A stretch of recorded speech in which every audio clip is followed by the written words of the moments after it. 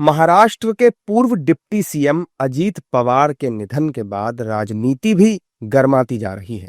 दरअसल अजीत पवार के निधन के बाद ये चर्चा शुरू हो गई कि शरद पवार और अजीत पवार के गुट 12 फरवरी को विलय की घोषणा करने वाले थे।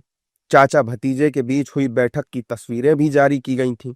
हालांकि मुख्यमंत्री देवेंद्र फडणवीस ने रविवार को साफ-साफ कह दिया कि दोनों एनसीपी आपस में विलय करने वाली थीं, तो अजीत पवार उन्हें इस बारे में जरूर बताते। क्या एनसीपी के विलय की बातचीत हमारी जानकारी के बिना अंतिम रूप ले सकती थी?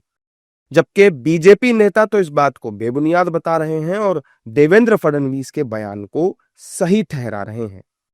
आदरणीय मुख्यमंत्री देवेंद्र फडणवीस जी ने भी कहा है कि वे स्वयं मुख्यमंत्री हैं और मैं इसके पूर्व भी कह चुका हूं कि यदि ऐसा फैसला अजीतदादा को कुछ लेना है और वे सरकार का हिस्सा है तो उनका दायित्व बनता है, नैतिकता बनती है कि सरकार से बात करें, सरकार को बताएं, सरकार के मुख्यमंत्री के कान पर बात डालें। तो उन्होंने ऐसी कोई बात नहीं कही, तो इस पर स्पष्ट होता है, इससे इस बात को पुष्टि मिलती है कि उनके मौत के बाद की ये मनगढ़ंत कहानियां हैं। देखिए, देवेंद्र फडणवीस साहब का और अजीत दादा का एक अच्छा रिलेशन रह चुका है।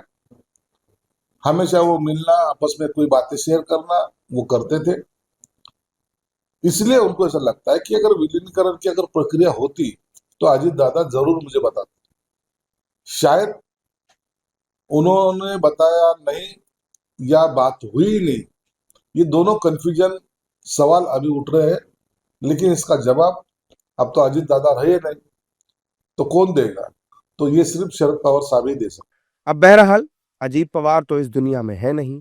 हालांकि शरद पवार इस पर कुछ कहेंगे या नहीं, ये भी जल्द ही पता चल जाएगा।